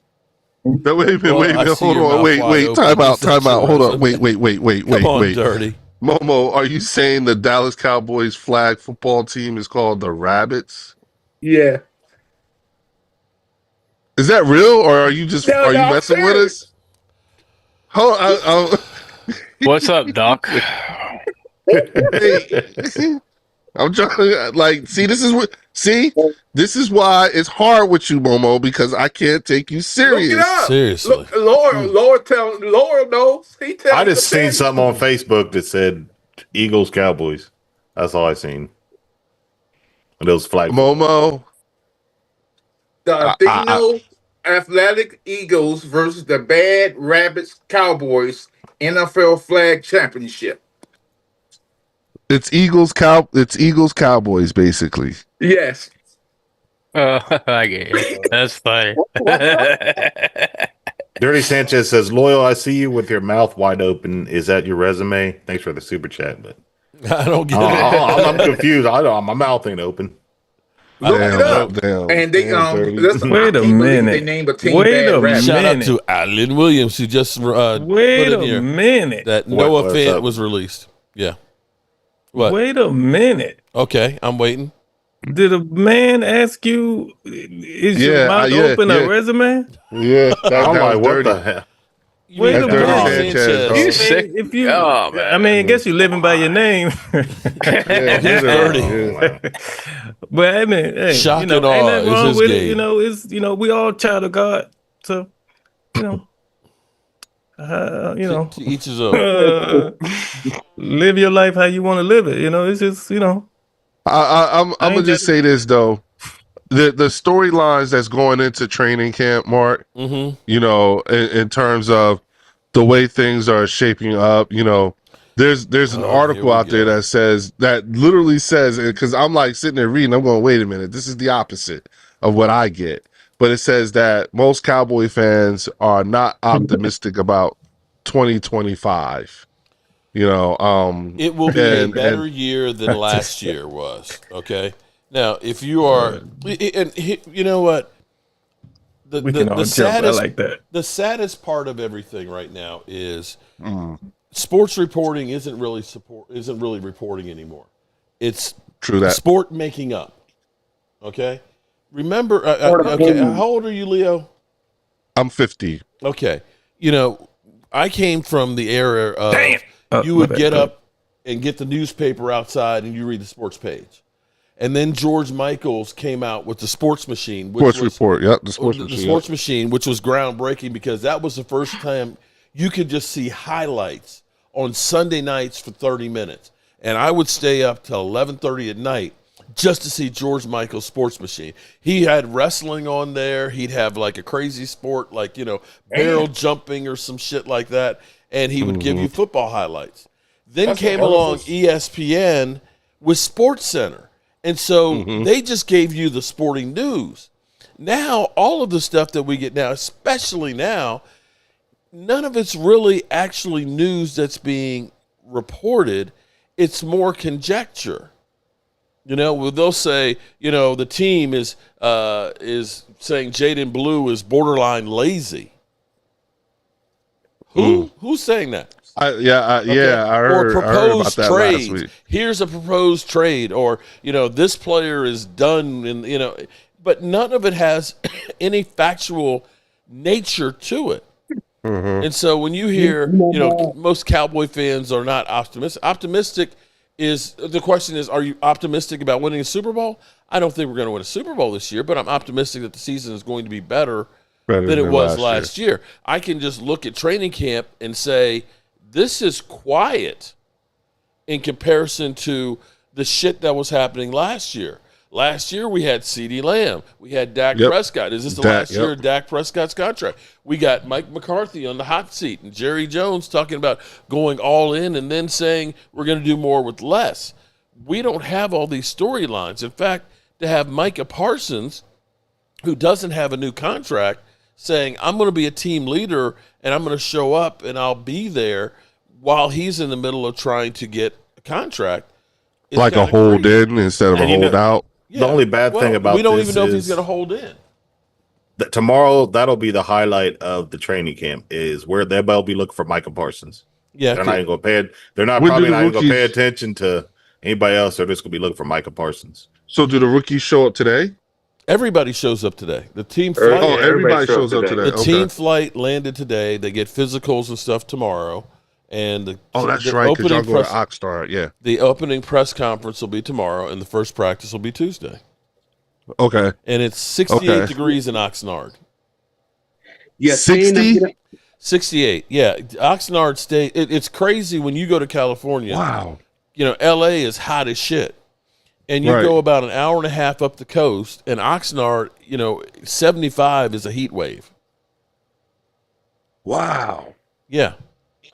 Yeah, you got to remember, California, you kind of get cool a little bit when you go. Okay, I didn't know that, Thomas. Yeah, I didn't know that. I always thought that it was hot as hell. I mean, Mark, I don't even remember you commenting on the weather being as it was. Oh, it's cool. Like this. It's cool. Yeah, it's very you cool. Can ask, you can ask Philly 500 because he live up that way. He lives further up north. He lives even further. Philly's in Northern California. Yeah. Oh, okay. Okay, makes sense. Yeah. He's about now you're talking Oregon, Washington State area. Mm-hmm. Okay. Yeah. Well, yeah. The Northern Pacific. What is that? The Northern Pacific Coast. Well, yeah. Okay. Yeah. The weather's kind of iffy because, like, I know, like in Oregon, it rains like 9 months out of the year. Well, you call it the Pacific Northwest. Yeah, that's what I'm saying. Pacific Northwest. That's it. Yeah, thank you. Hey, Laura. Wow. Not to interject, I just want to tell you that was all girls flag football championship today. I just seen something come across Facebook. Yeah, it was all girls championship. Yeah. Oh, they already played it, Momo? Yeah, people were making jokes. They was Who like, won? oh, that's the only time the Cowboys are going to beat the Eagles this year. So okay. The Bad Rabbits won. Yeah, the Bad Rabbits. That's that's a premonition what the Cowboys might do to the Eagles. I'm just saying, Leo. I'm just saying, Leo. I thought that's how we are here. Do you guys see how good Momo is? I was on flag football, and this mother humper just pulled me down the damn rabbit hole because I should have known. Everything's a setup. Everything. God damn it, Momo. Damn you. I see why Mark says the things that he says. This flips me out. I'm sorry. Dak Prescott's doppelganger is definitely Solomon Thomas. Because I was sitting here looking at the pictures of the players going up on the plane, and it looks like Dak Prescott, but it's Solomon Thomas. He looks so much like Dak, it's not even funny. Really? Oh, my Slightly God. bigger version. Dak Prescott on steroids. Yeah. Definitely. For real. Yeah. Okay. Well, I'll say this. We still haven't gotten our second rounder signed yet, but we're controversy with the that. Eagles. Oh, your season's screwed, man. It's screwed up. No, well, I was going to say, but the way I've been seeing all these second rounders signing in the last couple of days, I'm just thinking it's just a matter of time. I mean, they don't report until Tuesday, and So what's the hold up on these second rounders around the league? they wanted more of like fully guaranteed contracts. Oh. That's really what it was, and once a couple of guys, there was already a couple of guys who had already signed, but I think someone else signed, and then all of a sudden, I think that happened like on Thursday or Friday, and then all of a sudden, you just started seeing second rounders. That's okay, because I guess they started getting those almost fully guaranteed contracts. Some of them getting fully guaranteed, some of them getting like 80 something. Yeah, because I know our player signed the latter part of last week. He signed around midnight Thursday. Yeah, I think you know what, Thomas. That sounds about right because like I think somebody was waiting to sign. They was waiting for someone else to sign, and then once they did, and that person got their fully guaranteed contract, it just started the dominoes just started falling. So I'm just going to assume that our guy Andrew Makuba will probably sign tomorrow, maybe later today or tomorrow. But I'm just anticipating that that's like the I guess you could say the biggest thing we have going on right now. Not to mention we got a lot of guys going into a contract year, so it should be interesting to see how these things play themselves out going into training camp, because our biggest thing is going to be health. Yeah, because I was shocked when I saw the signing, because I saw it on Facebook and I'm like, hold on, wait a minute. The Joneses don't do business like this. They don't, sign players at night like this. Yeah. And come to find out, I went to Google and man, there it was. He was signed. Well, I was like, okay. And that's where messed up with. But you know what though? And this is something that everybody was going through. So this wasn't a thing that Jerry and them was doing. You understand what I'm saying? It wasn't just the Joneses. My issue though, or the thing that I think is notable, is that with the newness of this team, with the newness of the Dallas Cowboys, and I have maintained throughout the entire offseason up until now, all the way through to today, is that the changes that I've seen with this team are notable. You understand what I'm saying? So. They are notable. But there are things that go on with this team, in my opinion, is where it kind of like cancels it out to a degree. And it has nothing to do with coaching and nothing to do with players. It has everything to do with contracts. Like the way that front office, the way the decision makers are doing things, it's at this point negligible because you're overpaying when you don't have to. Micah should have been done a long time ago. And what I don't understand is, with all these new things that are going on and whatnot, and you still doing this type of shit, because to me, it's like you fucking with these players right before they go in the training camp. Like you don't like this is, and it turns people off from wanting to even come to Dallas. You see what I'm saying? Troy put it out there. I disagree about that, because you know what? See, while you're sitting here and busting on my team about waiting to pay players, okay? I'm not busting. Well, no. Hold on. Okay, hold on. Let me give you actually a little dose of reality here too. Yes, your team has been able to sign a whole lot of players and get them and stuff on the roster and everything else, but they've actually kind of kicked that can down the road. Now, in reality, the salary cap is there, but you have tools to go around it. Because, see, as you're busting on my team and saying they suck with managing money, your team is sitting there with $76 million in dead money this year. Right now, today. And you're muted. I can't hear you. I can't hear you, Leo. Anybody else talking? Can you hear us? I can hear you. I couldn't hear Leo. So as we go through here, and I'm pissed off that we're paying $9 million for Zach Martin, and and we've got other ones and things like that. But we got like $30 million in dead money. But the Eagles, as much as Leo keeps saying how great they're doing and how bad the Cowboys are doing, you got $16 million for Kelsey, $16 million for Josh Sweat, which was a bad signing. Fletcher Cox, you're still paying $10 million. You're paying $9 million for Slay. You're paying $5 million for Bryce Huff, $4 million for Chauncey Gardner, $4 million for Brandon Graham, Mekhi Benton, $3.5 million, James Bradbury, $3 million, Zach Braun, $2 million, Devin White, $2 million, and so on. So, yes, the Cowboys take their time on those contracts, but you've got $76 million in dead money. So, we all have some things we do better with than others. And see, Leo, his shit just went dry, and he had to leave the building, apparently. What? Can you guys hear me now? I can hear you now. Yeah. Okay. No, I was saying, when you said you got 70 million down the road, blah, blah, blah, blah. No. Dead money right now on the cap. You got now, 76 million. Okay, yeah. But, Mark, we got Super Bowl out of that. I understand that, but doing it that way, I'm just saying, like, at some point, this is going to catch up, possibly. Yeah, and I agree. You know what? You got a Super Bowl out of it, but you're sitting here talking about like everything is perfect with your team and everything that they do is right. You kind of made some mistakes too along the way, and you just kind of say, "We'll just kick it down the road." Wait, I'll spell it out for you, Mark. You're absolutely right, and to be honest with you, if you take those mistakes, right, if you account for those mistakes, for us to be here is still remarkable. I'm going all the way back to Carson Wentz. You know what I'm saying? We drafted him number 2 overall.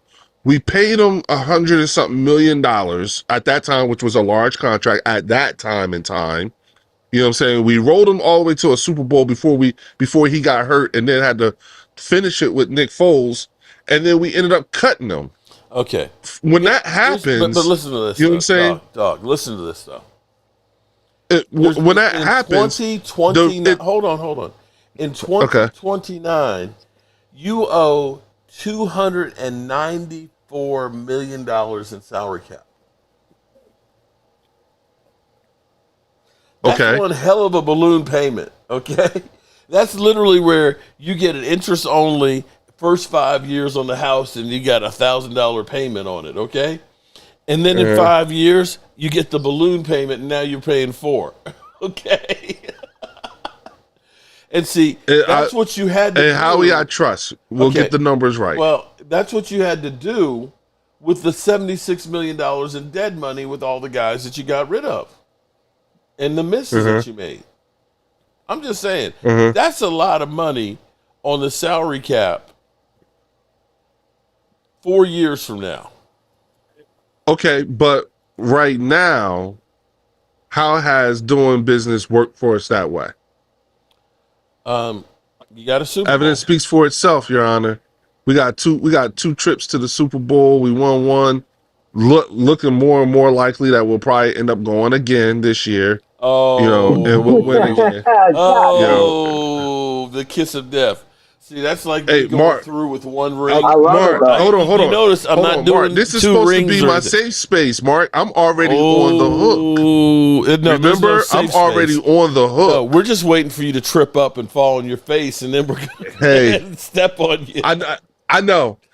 If there's any consolation to not making it to the playoffs for you guys and things going awry like predicted, it would be for us not to win the Super Bowl, because then I had to present myself to this channel, you know what I'm saying, and get my comeuppance, you know what I'm saying, with the things with the trash talk that I have done. But that's not what this is right now. I'm not here to trash talk. I'm just saying, Cowboys win week 1. Does that alter your thought process on it?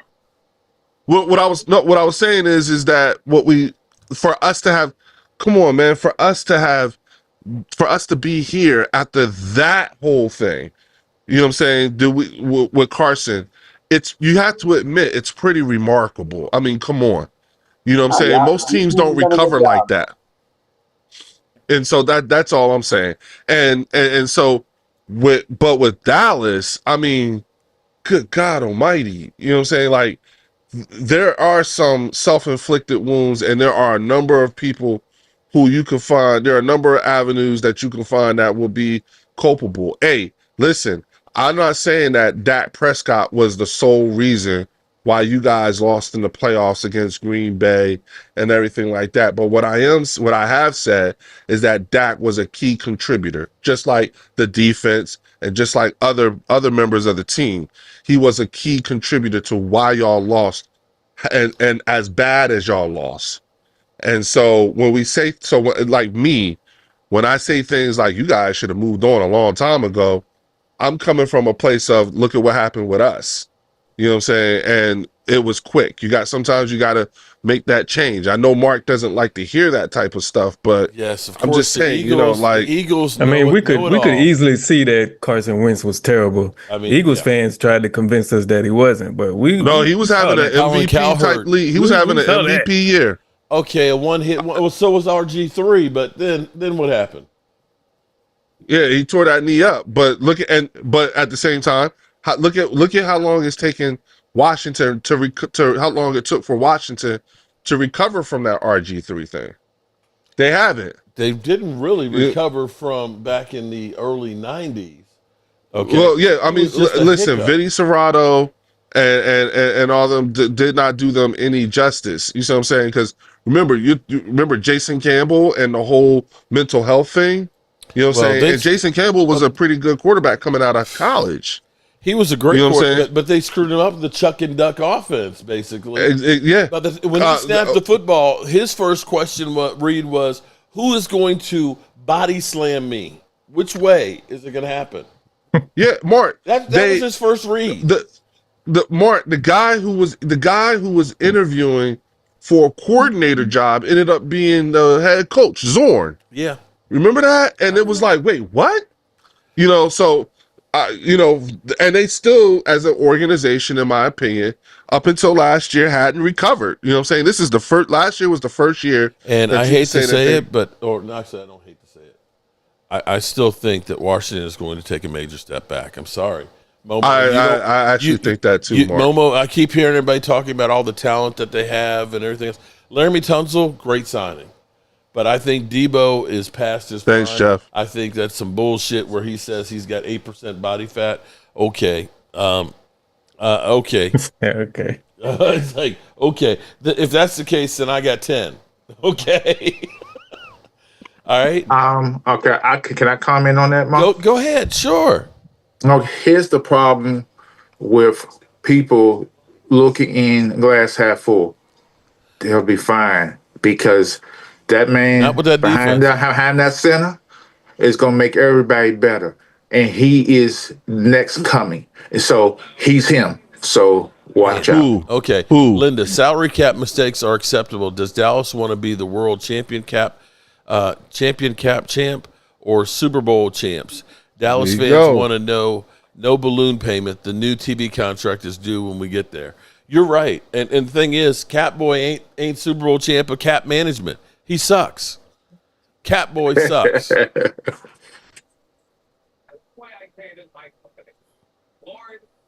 So, yeah.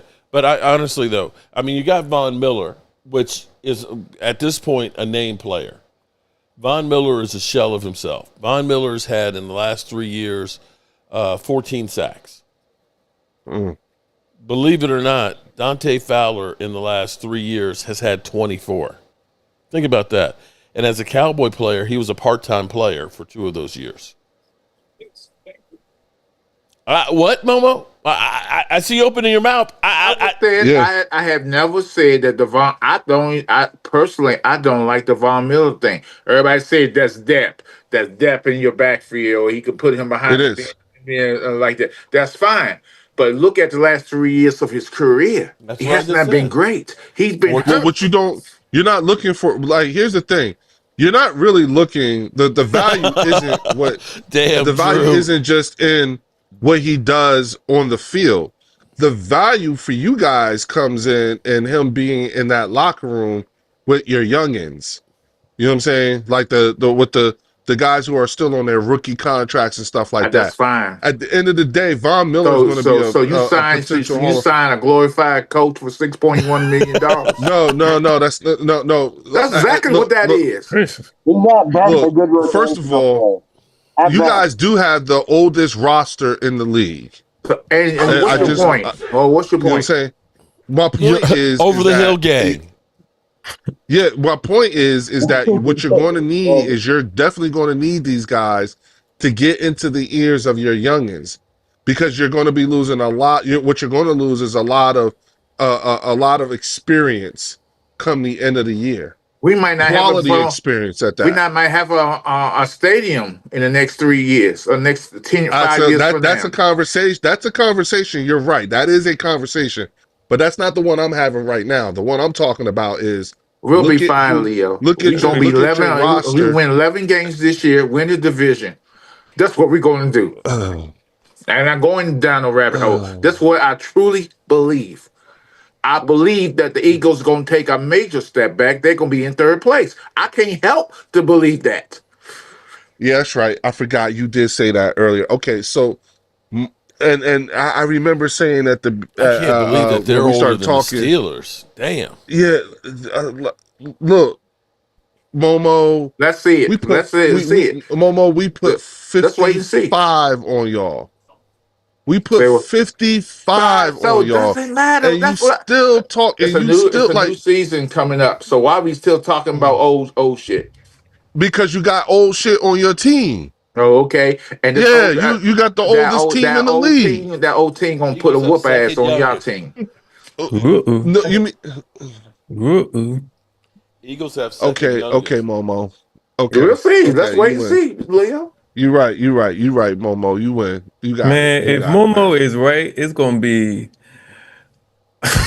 No, Derek, I'm not going down that. I'm not going down his damn rabbit hole. If we had to come up here and say, Momo, you was right. Oh Lord, we might as well cancel the show for the. Yeah, I'm not doing it. Momo's trying to get me to go down some dumbass rabbit hole, and he almost got me to do it too. If the Eagles are in third place this year, it is gonna be. Oh man, some terrible. Well, you know what? I might not mind that so much. Just to take them down a bit, man. Just to be able to go at Momo and just replay. I'll just put it on a loop that we're going back to the Super Bowl. Okay. You're talking about me? And just do it as a live stream 24/7. Just keep replaying it over and over and over. Listen, and over. I'm only a third of the way there. With the clown laugh in the background. Lord, please let this happen for me because I really can't have this. I really cannot be. I can't deal with them. Even better, people here. Even better, what I'll do is I'll get a laugh from Eugene. Like he'll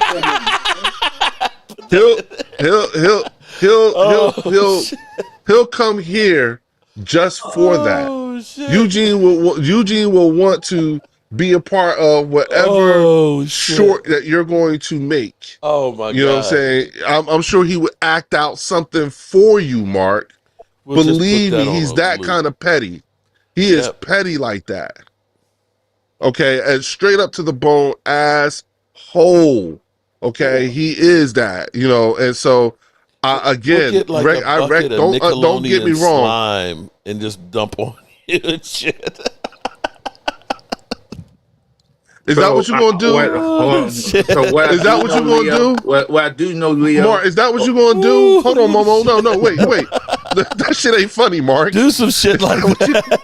Really, make that shit go viral. Oh shit. The crazy part is that I just know wide receivers. Wide receivers want to make catches and pad their stats. If they can't pad their stats and be in the top in conversation as the best receivers, and they're not getting the ball in the game and throughout the season, they gonna be Momo. Drew said, Momo, if your wide receivers don't get their money and go on diets, they ain't getting AJ is he wanted the ball, and they started. If he doesn't get the ball this year like he wants to, or he gonna cry like two babies in the hen house. Okay, so let me ask you this, Momo. Last year when they lost Brandon Ayuk and they didn't have Christian McCaffrey, and they needed him to step up, they needed him to be a great target. His numbers: Debo, 51 catches for 670 yards. Hurt. Oh, okay. Debo was hurt. He played. Go ahead. He played in 15 games last year. Yeah, and he was hurt the whole season. Oh, right. okay. Most people. Okay. Most people in their third trimester, you know, having some kind of back pain. Ooh, shit. Damn. He said he in his third trimester. Shit. I take that dirt. I take that dirt Greg. because I can't mess with dirt. I can't I Oh, just can't mess with dirt because I respect you too much for a sly comment. So you're under the impression that the Debo that you're going to get is 21 Debo, who had 1,405 yards. No, 18.2 yards per reception, and also rushed for 365 yards. The Debo, I don't think I'm going to get. I don't get him. He's going to make big plays at times. He's not going to be the Debo in 21. He will be the Debo of 25, where he's going to make major contributions for the team. He was on a loaded roster last 3 years, and he has only gotten over 670 yards once. That's fine, Mark. Okay. When we put that 50 burger on the Cowboys and the Eagles, don't say nothing. Oh, God damn. Okay. Oh, wait. I need to mark that see? right there. See? I need to put that on a loop right there.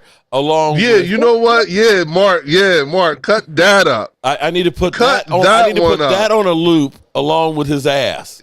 cut that one up. Like, okay, 50 on y'all, 50 on us, and we're coming in third place. Oh, yeah. Lordy. I need all that rap. I need all that, Mark. Cut it all up, man. make it shorts. All I need is a Giant fan to come in and talk some smack. Okay. No.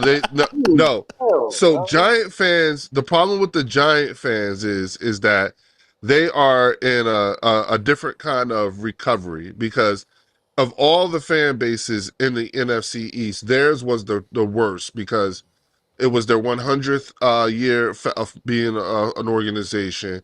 And then when you look at the fact that Saquon left and got a ring, and then the Hard Knock situation, it seriously put that entire fan base just they were humbled seriously by 2024. Oh, that was a humbling year for them, you know, especially when the fan base and everyone started, you know, really digging in on Saquon, and then the Hard Knock stuff came out, and that's when everybody found out exactly what the circumstances was, and that he didn't even want to leave. It was Joe Shane, the GM, and the way that played out on TV in public, that is what really made it real hard for that fan base to truly recover. You know what I'm saying? They have been the quietest out of everybody in the NFC East. Hey, Leo, this is a crazy part. Daniel Jones probably going to be the starting quarterback for the Indianapolis Colts.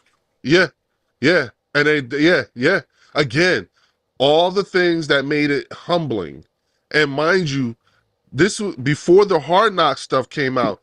Mark, remember the fan base was calling them Snakewan, they was calling them ops, and Tiki Barber said he disowned them and all this other stuff. I mean, they were talking super greasy about Saquon. You know what? Right up until Hard Knocks came out.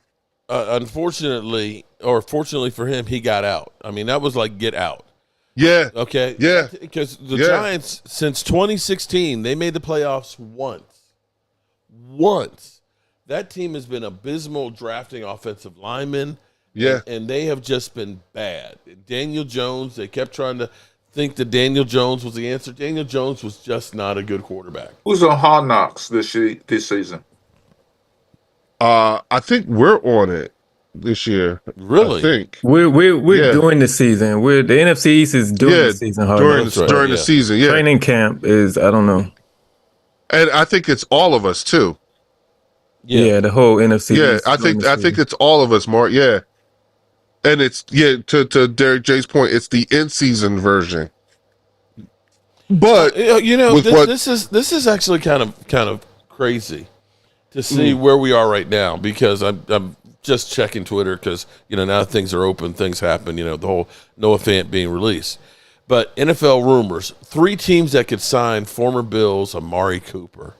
Remember, just a couple of months ago, we were thinking, man, we need to sign Amari Cooper, man. We need to get him in here in the fold, and we got George Pickens. Yeah. Think about when the season Buffalo ended. Bills in training camp. on Hard Knocks. Okay. Think about when we were talking about Brock Hoffman could be the replacement for Zach Martin. Mm-hmm. And we went ahead and get Tyler Booker. It's amazing, actually, the moves. Don't yawn now that I'm talking about my Cowboys there. No, you good. You good. I'm sorry, Mark. He's talking about the Cowboys. Oh, I'm going to sleep now. No. My bad, man. My bad. I'm just trying to point out how the Cowboys changed. Had we not made the move for George Pickens, we probably would have been happy to have gotten Amari Cooper. And at this point, you look at the difference of night and day of Amari Cooper is on the twilight of his career, and hopefully George Pickens is right in the prime of it. And this is, when people, this is what I caution people. When you see Noah Fant was released by Seattle, you're like, oh shit, there's Noah Fant, right? But if you look at his numbers, 48 receptions for 500 yards. The year before, 32 receptions, 414 yards. The year before that, 50 receptions, 486. Those aren't exactly spectacular numbers for the name recognition that you get. You know what I'm saying? But a lot of times it's timely receptions, because a lot of times it could be 30 and 17 or 30 and 8, and he makes a great down to keep the drive going. So a lot of times it's timely receptions. Okay. There you go. Look, you always take the opposite. If I say anything, look, I will say the sky is blue. Well, okay. It's not blue. It's actually sky blue. Yeah. Okay. You got to. Mark, what I am saying that a lot of times stats are you guys look at stats and you really break stats down. It's not always the good thing. You can up in your you can wear it back if you like, Mark, but I'm just saying stats ain't always it seems like this astronomical, this is bad. A lot of times stats is based on circumstances. Yeah. You know that, Mark. But that's usually like if you're talking about one game. Like if somebody got 5 sacks and you realize that they were all in the first half and their team still lost. There's 5 sacks, but it's not. I give you something better than that. But another player could have got 2 sacks. But they both would have been big, important stacks in the fourth quarter. Right. And so those tell a difference. Yeah, but he's talking about over a season. That's different. Okay, I can name. I'm talking over 3 seasons. No scenario about stats is overrated. Kirk Cousins had crazy yards during the season when he was with the Washington football team, and his stats was crazy. That's because Washington was getting beat 35-7, and then they played defense. Hold it, Momo. I can actually make the argument that the Commanders would have been better off signing Kirk Cousins than going through the litany of stiffs that they went through between Alex Smith and the $72 million that you paid him, thinking about where you spent the number one. He didn't want to go. He didn't want to stay. I'm just saying, well, That's because of how they treated him the years prior. I'm just pointing out that if you look at the yardage that Kirk Cousins had in Minnesota versus what Washington did, it's night and day different. I agree. He had great receivers there. Well, I'm just saying that, and he was a lot better quarterback than what you had until Jaden Daniels.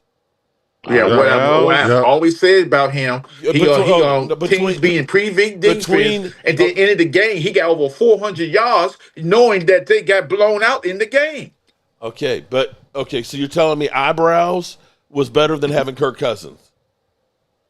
Eyebrows. Okay. So why you really? Because I'm going to say, or I will say that instead of having Carson Wentz, you would have been better off having Kirk Cousins. I didn't want him. I'm just saying. He's asking, Momo. What I'm saying is, you would have been in the playoffs had you not had Carson Wentz and you had Kirk Cousins. Do y'all get free agents outside of the division? Good gracious. Yeah, let me talk about people who beat y'all. That head coach was a horrible head coach. He didn't know what he was doing. He put a quarterback out there that could have hurt himself and maimed him with one leg. So I don't hit him. He was the worst coach. And plus, we got him from the Carolina Panthers where he didn't do. Thanks, Phil. And then he's the one who severed Cam Newton's career, but because he allowed Cam Newton to go in the game when his arm was a noodle, it was broken. Now go out there and play because Cam Newton still wanted to play. So I had no respect for that coach. Ron Rivera. I'll say this: it's very difficult to really be too judgmental on the Commanders at this point, only because we only know this group from last year. We don't know this. We're still learning about this ownership, Mark. Like, we haven't gotten their tendencies just yet. But I'm in agreement with you in terms of, like, I do think that they're set up for a slide, a regression. That age alone, man. When you get older like that, I think they're letting that's be the GM. Off-board basically. Yeah, like what Andy Reid is in Kansas City. Okay, you know what I'm saying? He was like that here. I'm just saying, Momo, like there, I know you've argued with me and Mark about the fact that we do think that there is a such thing as a sophomore slump. Jaden Daniels could have to deal with that. And they're setting them up for that the longer they don't pay Terry McLaurin. You know what I'm saying? If you remember, Leo, that was what happened with Stroud last year. War Family is called the Bird section. I'll put the link in the chat. But all I'm saying to you is that, like Mark and I were trying to tell you, that sophomore slump, coupled with the fact that you are now the oldest team in the league. Does everybody go to a sophomore slump? Does every quarterback go to a sophomore slump? No. No, not every quarterback. Just about 85 of them, 90%. Yeah, but that's 10% he's not going to do. I don't believe that in him. I think he's a hard worker. He goes in there, practice, and he does that. He's the first one there. Listen, you know what? Here's the thing. I will, my opinion of a sophomore slump, the moment the Commanders sign his mom as an offensive lineman, because she's probably the best person to protect him with how she does versus the way your team does. And as light in the ass as he is right now, gained weight. He gained weight, Leo. As light in the ass as he is right now, the fact that they haven't really done a whole lot to bolster that offensive line, in my opinion, you know what I'm saying, it lends to what Mark has been trying to tell you over and over and over again, which is that you guys are primed for that sophomore slump, being the oldest team in the league. Yeah, we'll get it right. And I'm telling you, your defense is going to be your Achilles heel. We'll see. I really believe that. I think we got some young guys that came in there from the draft and some pickups. I think we'll be fine. I think y'all will be surprisingly the first 7 games. Y'all will be surprised when we go 6-1 or 7-0, and y'all gonna say how this shit happen, and then you're gonna be in game time. Oh, crying! Oh my God! What I'm not gonna be crying. Shots of rum and all that. Crying. So I'm here for it. You got all your toys on. I'm gonna say it's about damn time that you had 2 decent seasons together. No, you gonna be crying when the score is 53-3. Momo. Of all people, 50s should not be brought up by you. Okay. 50s is the last number you should be saying after the 55. Okay, how about the Eagles put up on your ass? How about I would say 60? That's a stretch. How about 40? Oh Lordy! There's the link, guys. The link for the Bird section is in the chat. Momo, do you hear what you're saying? Do you hear what you're saying? I hear very well, old time. I don't think you hear what he's saying. Thomas. Stop that. Thomas, listen. You and I and Mark, everybody here can do what we can to try to give this man some real-time data, some actual analysis, some experience, or what have you. I know it does not matter. I've seen this before. No, you have not. You don't know. Momo, you know you've what? seen No, what even before? for you, Momo, you do not know these people yet. My God. You've only known them for a year. Wow. You don't know this organization. I know your owner better than you do, Josh Harris. Yes, Because I he know owns you the do. I know you Sixers. do. I know You know what I'm saying? But I'm just saying, like, Momo, like, no joke or whatever, but you really don't know these people yet. You're still learning. Yeah, So and you can't. here's So the thing. all that stuff that you as draw a from and fan, everything. as a fan, I believe that he's not going to have a sophomore slump. There are going to be times where he has to do some other things he has to do, but I think he's setting himself up to have a very good season. I believe it's possible he could have an MVP season. Oh god damn shit. Oh man. This season. This season. You think he's gonna have an MVP? You think he has the potential? In a lot of cases, people had put him on the ballot for the MVP this past offseason last year. But that shit changes real quick too, there, bro. Listen, right now, you know what? Look, Momo. Right now, did you know that Saquon Barkley is ranked the number 22 player in the league? Okay, you know what I'm saying? Okay. You think that Saquon Barkley is the number 22 player? You think he should be based ranked on 22? it's a new season. Momo, I hate to do this to you, bro. I hate to do this to you, but I'm going to do this to you. Don't do it this. No, I'm going to do it to you because, see, you got this visions of grandeur, understanding that you had 4 wins the year before, which means you had a last place schedule. Okay? Let's go through the teams that you beat last year, okay? You started out with Tampa Bay, good teams, and you lost to Tampa Bay, okay? You beat the New York Giants. How good were the Giants? Not very good. Okay. You had the Cincinnati Bengals that were close. You did get that win. That was one of your quality wins right there, one of 2. You beat the Arizona Cardinals. How good were the Cardinals last year? Cardinals was I'll give them average. Okay. Cleveland Doo-Doo Browns. They have some issues going on. Okay. You lost to Baltimore. You beat the Carolina Panthers. How good were they? They sucked. Chicago Bears. I think we fluke. It was a fluke. We won that by luck. What, the Bears? Okay. Was that the how about the Giants again? Hail Mary game? Which one was the Hail Mary game? Chicago Bears. Okay. Chicago, yeah. All right. The Giants again. Bad team. You lost to Pittsburgh. You lost to the Eagles. Game. We should have won the game, but it was a close game near the end. If cans and nuts were, nuts were. No, good, but it was a close game. Okay. You lost to the All Eagles. The games you lost to Pittsburgh. You lost to Cooper Rush. Okay, let me say again. You lost to Cooper Rush. Okay. You Cowboys and Washington always play each other stuff. So that's Tennessee Titans. How good were Tennessee? We won that game. I know. These are your wins. New Orleans at the end of the season. How good were they? They were stink bitten. Yeah. The other quality win you had was the Philadelphia Eagles.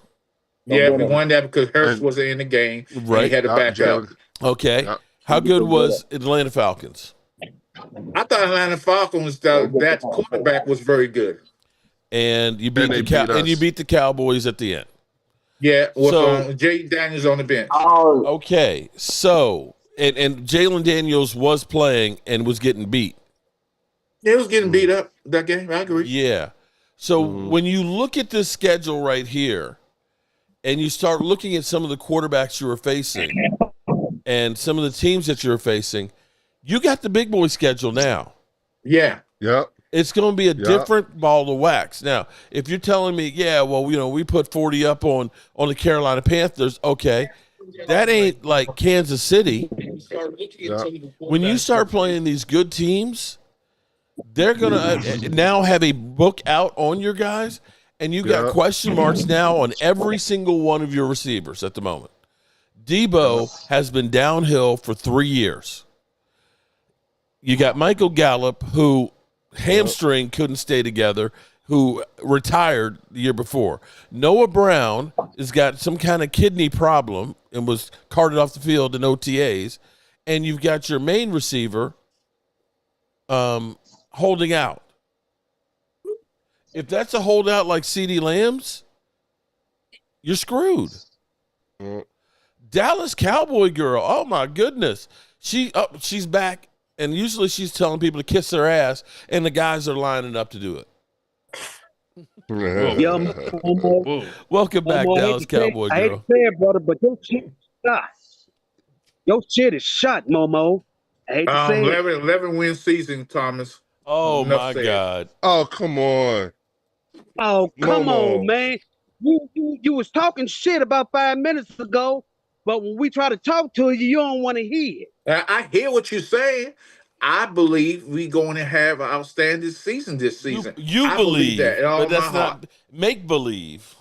I'm a fan, and so my fandom and my fanaticism is up there at this point. I ain't mad at you, but if everything that we told you come to life, I will eat crow. I will eat those words. Y'all can joke with me, clown me all day long. We're gonna do that. You gonna have to eat. You gonna have to eat that and eat crow. Now, here's the thing: if my 11 win season come, we win 11 wins, then you get. And I want my shit on a loop for 24 hours. You can want all you want to. Okay. You can want as much as you want. You can want to win the lottery. Want to, but... and then if we beat the Eagles twice, I don't want to hear nothing from Leo. Oh shit. Dallas Cowboy girl said in September I'll be telling people to kiss my ass again. She's recovering from surgery. I hope everything's okay, Dallas Cowboy girl. We've missed you. Don't let it open. Okay. I'm gonna open it.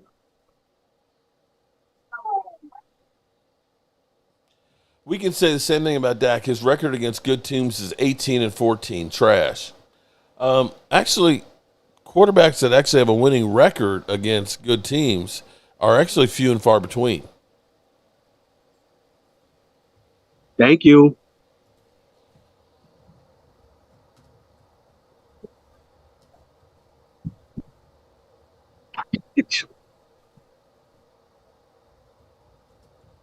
Any thoughts on that?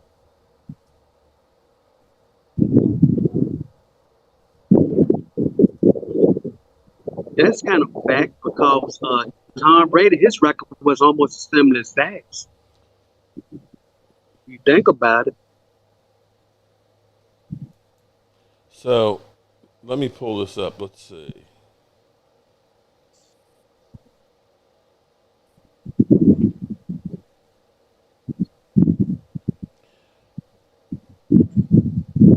That's total wins. Okay. Quarterback record versus teams with a winning record. Okay, let's pull that up. Okay. Why is it not coming up? Stat means.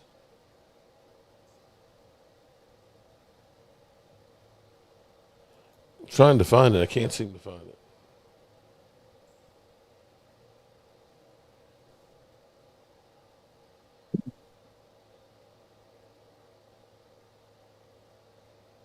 Wow. Sorry about that, y'all. No problem. So, wow. Okay, so here's what we have. Okay, now let's go through here because Drew just basically said Dak Prescott is ass against winning teams, and actually he's 18-24 actually against teams with winning records. Aaron Rodgers is 42-44, so he's below 500 himself, right? Pat Mahomes is 17-11, which is great. What do y'all think Matthew Stafford is? Against Matthew Stafford against what? Winning teams. Oh. 12-72. What? 12-72. God damn. Okay. Dang. Russell Wilson actually has a good one, 36-32. Justin Herbert is 6-10. Josh Allen is 12-18. Joe Burrow is 8-10. Lamar is 13-9. Deshaun Watson is 7-19. Dak is 18-24. So yeah, Dak. Where's Jalen at? Don't have him on there, or at least not this one. This is after Lord Brunson had tweeted out Dak Prescott is 18-25 against winning teams. That's 41%. The Giants haven't been over 500 in 5 years. Washington hasn't had a winning record since 2015. This is in 22. Eagles got a ring before him, so this doesn't matter. Okay, so that was Lord Brunson. So Cowboys Fan Talk was retweeting that and going through the numbers there. Yeah. So it's not exactly as bad as it seems. It sounds bad when you first say, well, we can't beat winning teams. Well, there's a reason why winning teams are winning teams. They're winning. I gotta give Jalen Hurts his props. I was gonna keep this to myself, but keep it to yourself. Shut up. I'm gonna mute your mic. We're not giving him any props. Okay. Hey, hold on.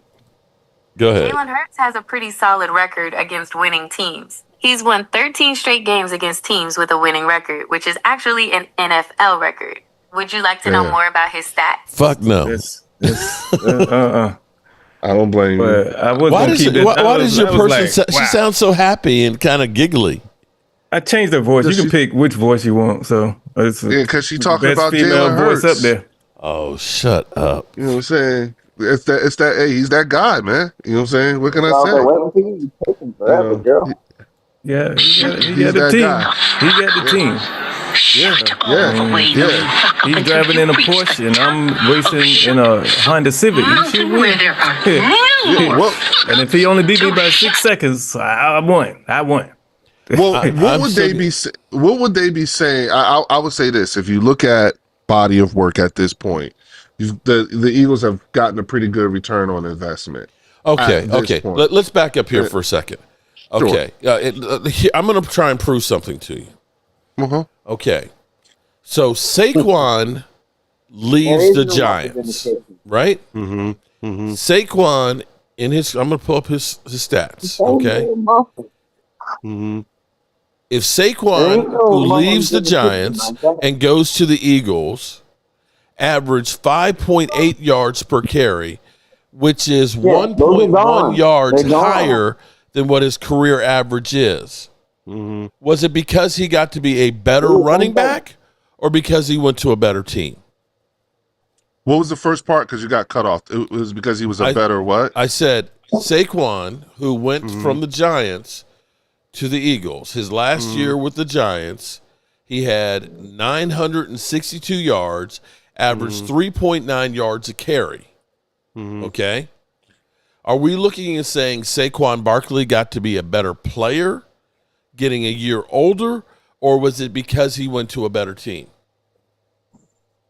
I'd say all of the above. I was going to say both. I don't see how one or the other could contradict each other. He literally each other. had 700 yards more than he had any other year that he had in his career. Okay?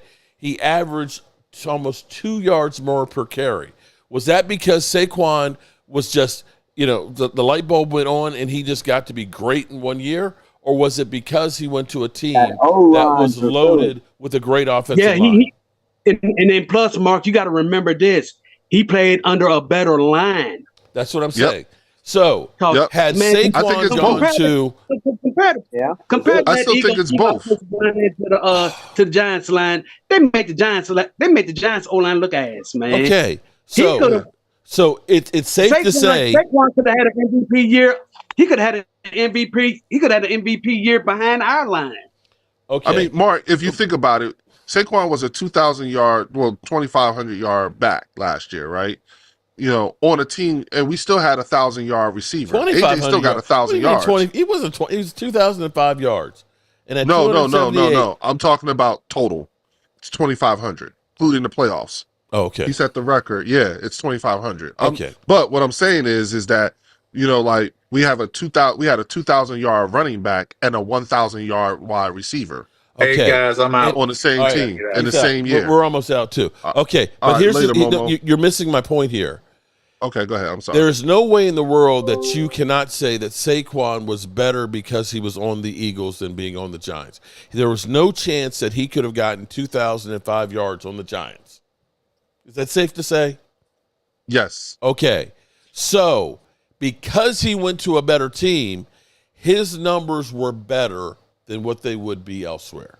Then how is that not the same for Jalen Hurts being on that same team with a great running back, a great offensive line, and great wide receivers? That his game is better because of the people around him.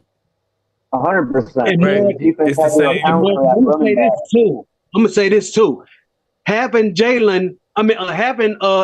Saquon in Philadelphia kind of saved Jalen too, if you think about it. No. It kind of saved him. Yes, it did. Yes, it did. I would agree with you if we had not gone to the Super Bowl the year before. I'm just saying, like, it took a lot of toll off of Jalen. It did. Yeah, hey, I'm not disagreeing with you on that part. I'm not disagreeing with you on that part. Think about this, Thomas. You know what I'm saying? You're right. What Mark just said, he's absolutely right. Okay, but here's the thing: it's not a misnomer. I mean, look, DeAndre Swift had career year playing for the Philadelphia Eagles. He had that great offensive line, a great team. Okay, and that goes. But why is that? But that goes how is that a knock on him? Hold on. It's not a knock on him, but it's basically making him better than maybe what he is. Because anybody that you're missing the point. When you go to a good team and you have players around you, it elevates your play. Okay, Micah Parsons, for example, doesn't have another great player on the other side. When Lawrence Taylor was great, but he was also great because of the other people that were there. When you had Carl Banks out there, when you ended up having I can't remember all those players, but the defensive front and things that were there, it elevated his play even higher because there were other people that were there. It is a team sport. It is not just one guy, and you need those other players. If he didn't have A.J. Brown and Devontae Smith, he would not be as great a passer without having guys that can beat him. Wait, hold on. I've maintained this now for 2 straight weeks, and I'm gonna say it again. Okay, you are devaluing too much the fact that this man has done what Troy he's done. Aikman, listen to me. In the same way that I am saying this about Jalen Hurts, if Troy Aikman had been on another team, he's not winning 3 Super Bowls. No, but no. And it's the same thing, buddy. It is the exact same thing. The circumstances being, Jalen Hurts has had a different offensive coordinator. Yeah, but you know what? Year. Yeah, but guess what? He's had the best offensive line every year there. The best offensive line makes up because it's kind of like this. You don't have a new offensive coordinator this year too, bro. Norv Turner was deemed an offensive genius when he was with the Dallas Cowboys. Why? Because he had freaking Michael Irvin. He had Emmitt Smith, the best offensive line in football, and a great quarterback. Hell, I could have called plays for that team. Run Emmitt Smith in the middle with that offensive line, and when they put 8 men in the box, go to Michael Irvin. If you want to go long, go to Alvin Hall. Right. So you have multiple ways to get you. Yeah, you got a new offensive coordinator, but that offensive coordinator is looking around like, damn, I got the best offensive line. I got 2 outstanding receivers. I got a good tight end. I got a great running game. Hell, that job is easy. Yep, and all those coordinators went to the tush push on 4th and 1. Ain't neither one of them go from that. Yeah, and that lets you know how good we were. You know what I'm saying? That lets you know just how good we are. Okay. I didn't even know what's the name started that in Indiana. Your coach, Sirianni. Yeah, that's his play. Yeah, he invented the tush push. Yeah. Well, let me say, Ward family, you gotta let me know what size you are. I'll send you a text message. What size you are and what shirt you want, because you are our winner chicken dinner. After a $49 super chat, bro, you got to be the winner. But let me say shout out to lovely Linda, Alan Williams, Dirty Sanchez. Even Drew got in on it on the super chat. What up, champ? Appreciate everybody in here who came in and been part of the show. The off season is now off, And you can see we're getting feisty now. You know, we got Momo over here swearing that the Commanders are going to win the division and that there's not going to be any step back. We got Leo out here talking about we're going back to the Super Bowl back to back and stuff. And if they don't, he's going to get slimed. Yeah, I'm out. Okay. I put myself out there. Go ahead and air that video again, Mark. It's at the beginning. It's up there on every live stream preview. But I got to finish getting these walls up on my storage building out here and stuff. So I'm going to go ahead and end this stream because we've been over 2 hours here. This thing keeps getting longer and longer every damn week. But isn't this the last Sunday? Yes. Well, no, we're going to keep doing this on Sunday. What are you talking about? Oh, it changes when the season starts. The game starts, we move it to Saturday. Yeah, that's right. All right, I'm sorry, my bad. We'll end it with this one. So so before we start this video, I gotta get this mother humping thing out of the way. Poor Philly. Poor Philly. Ow.